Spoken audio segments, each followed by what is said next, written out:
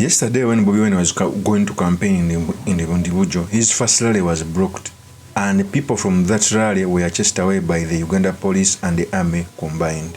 No Marokora.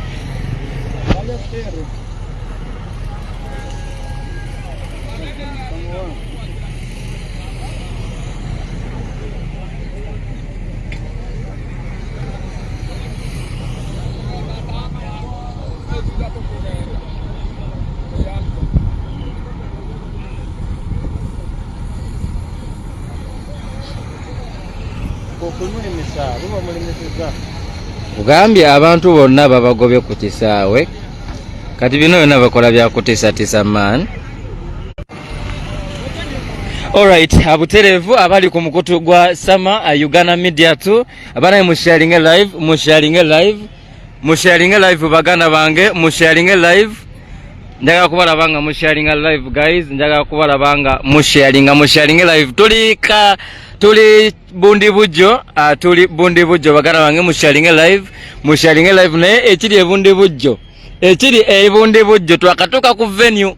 We have just reached ku venue baganda bange bachita bata Bundi Kawungu kino kitundu Bundi Kawungu naso kigambo nga kizibu Bundi Kawungu okay. So bagana bange embera bweti bweri twakatuka ku venue twakatuka nge naye nyinzo kugamba nti emamba eziri wano bagana bange yeah kale aziro. We are continuing to see the intolerance from the Uganda police and the UPDF. Ordinarily, during campaigns, a person is free to campaign anywhere for as long as the place is not gazetted for our government institution, even if it means being in a market, for as long as the Electoral Commission has given you that date to campaign in a district. But there is a trend whenever Bobi is going to campaign somewhere, the police tries to block him from certain parts of the country not to campaign. And for me, I don't believe the way how these things are done. Okay, so the purpose of this video, I've come to tell you how Bobi Wine was able to pull off a great sounding thunderous welcome from Bundibugyo despite after his first rally being blocked by the regime. What it means for our politics, and most importantly, the study materials we can learn from the politics of our nation. But before I do this, I want to know that if you're new to this channel, please subscribe. If geopolitics and economics is what you want, this will be definitely the right channel for you to subscribe to.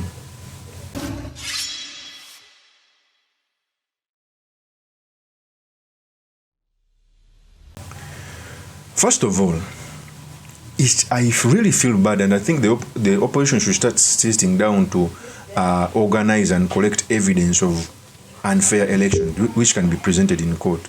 Among those evidence can be how the police being used to manipulate how a candidate is supposed to campaign and where is supposed to campaign. You cannot tell me that, for example, when I'm coming to Gulu after Ajuman, I end up being in Kotigumu Road. Later when I'm coming to Gulu. Okay?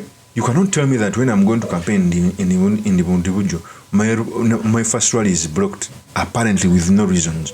Yet a person is free to campaign anywhere for as long as it's not a designated place, like a hospital and a school. But even if it is a hospital or school, the police just needs to regulate. Maybe few people are supposed to go there. But this scenario of always blocking the opposition rallies must be stopped. And I keep on telling people that the day our judiciary will wake up so that it will start nullifying presidential elections, maybe people in the power will understand that putting the army and the UPDF in the elections of our country must be stopped. Despite all that happened, Bobi Wine had a thunderous welcome. In fact, he is the naye mwaliremererwa okumenya w'Abendibugyo kuba ekiri emabega abajoobuzi ate tebamanyi bali mu kisaawe bungi tuli mu Bundibugyo.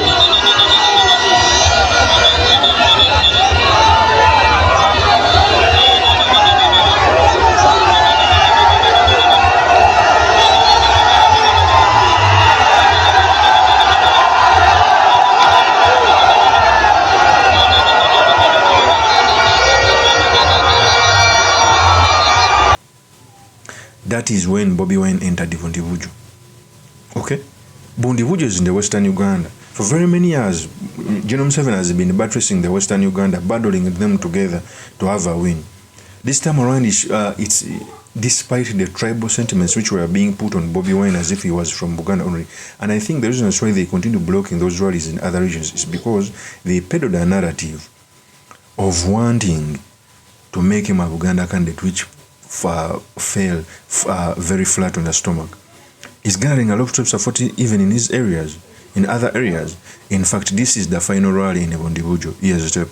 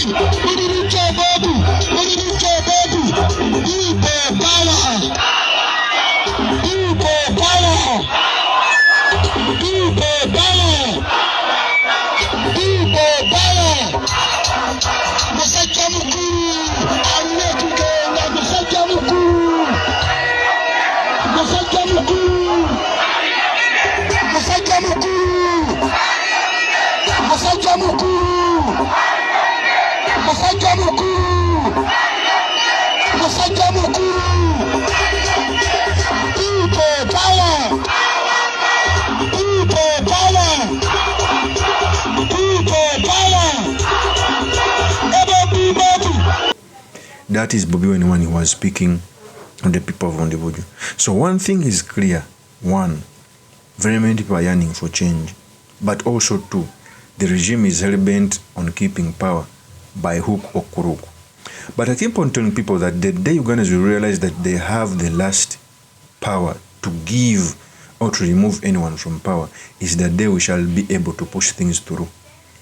Because history tells us that no one has ever won the will of the people. I'm telling you. The regime is manipulating, is trying to engineer a succession, not a transition, but because we need a transition, not a succession. A transition from the old constitution to a new one, because what we have is no longer a constitution, it doesn't have any safety pins. A transition to a new world order. That's what we need. Because what is being done right now, the electoral injustice, people are so forgetful that in the 80s is the reason as to why very many people went to the bush and more than 500,000 people died due to the poor management of elections. So you must understand as a country that where we are is not where we are supposed to be. Our constitution is being used as a mere book. Some people can overrun it. We have people who come out to say that the constitution does not count but the revolution, and that is the CDF. It is so unfortunate that the people who are supposed to guard the constitution's sanctity are the one on the forefront of abusing it, and the people. It's the reason as to why we make these videos, so that you people can understand that Uganda is not in the safe hands. As we continue, because the transition is going to happen, nevertheless, it's very easy to slide in turmoil based on what we have right now. Of course, that's my opinion. Remain yours truly, Mr. Makindi, Kabir Sulaiman Mawagiri, the next MP for Makindi's constituency. If you're new to this channel, please subscribe, like, and comment so that I can be motivated to do more of such videos. I'll see you on another one. Peace.